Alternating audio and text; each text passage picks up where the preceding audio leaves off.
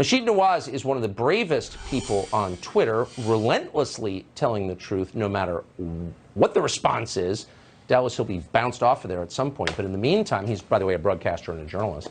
We're grateful to have him join us. Thank you so much for coming. So, pleasure. You've said from the very beginning, I mean, you were against Putin, strongly against Putin, you know, for years because of other conflicts in the Middle East. So your bona fides as an anti-Putin guy are, you know, have no blemish. Well, you're pointing out the thank truth. you for starting with that, Tucker, because let me make it absolutely clear. During the Arab uprisings, and in particular with regards to Syria, there are videos of me online speaking about Putin in terms that people, I'm sure, today would hope that I continued to do. So anybody that wants to accuse me of being particularly close to Putin can find those videos. I have criticized Putin probably to a wider audience than many of my critics today have done so, and that's for Putin. But that's very different to what I think is happening in Ukraine, as you touched on, and where I stand on that. And I think actually we're being led down a garden path. We are being pressured through intense propaganda led by our governments to not to question what's going on and to see this in purely good versus evil, in Manichaean terms, and to accuse anybody that tries to look at the grey in between as being somehow a Putin apologist. But if this is a war being fought over principle, and I'm happy to believe that it is, freedom versus tyranny, black versus white, et cetera, then why wouldn't our leaders care if the guy who's running Ukraine declares himself all-powerful and bans all opposition to him? Why wouldn't that bother them?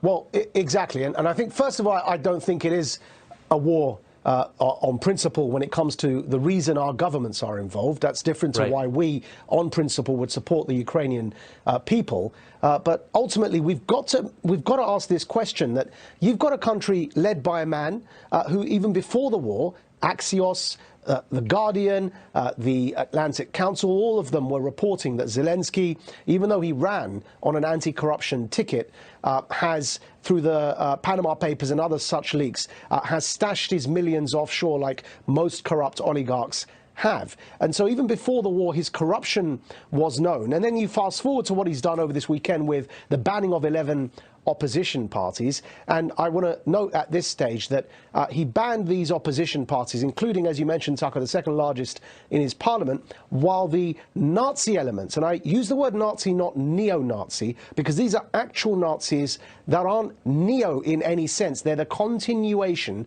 of Nazis as we know them and study them in history. And Bandera, the man that they revere, was actually a Nazi, and they've made him into a national hero and icon. The Nazis in Ukraine have not been banned by Zelensky. And so this is a very interesting point, that you've got a man that's, that we're hailing as a democratic icon who's fighting for freedom and democracy in our way of life, banning all opposition parties, controlling this, through the state, the media narrative, while refusing not only to ban Nazis, but having, after not banning them, incorporated them into his state as a battalion, formally serves in the Ukrainian National Guard. Now, people say to that in response, yeah, but Majid, there are racists in every country. No, the analogy here is, imagine, Tucker, in America, the KKK had a formal battalion in the US military. That's what we've got with swastikas and Nazi insignia inside the Ukrainian army. And then people would say, well, what do you want to do? Putin invaded their country. Of course, they have to fight. And I find this line of argument absolutely absurd, because the best analogy is with Syria. Now, Putin allying with Nazis in Ukraine to defeat Putin is as absurd as allying with ISIS in Syria to defeat Putin.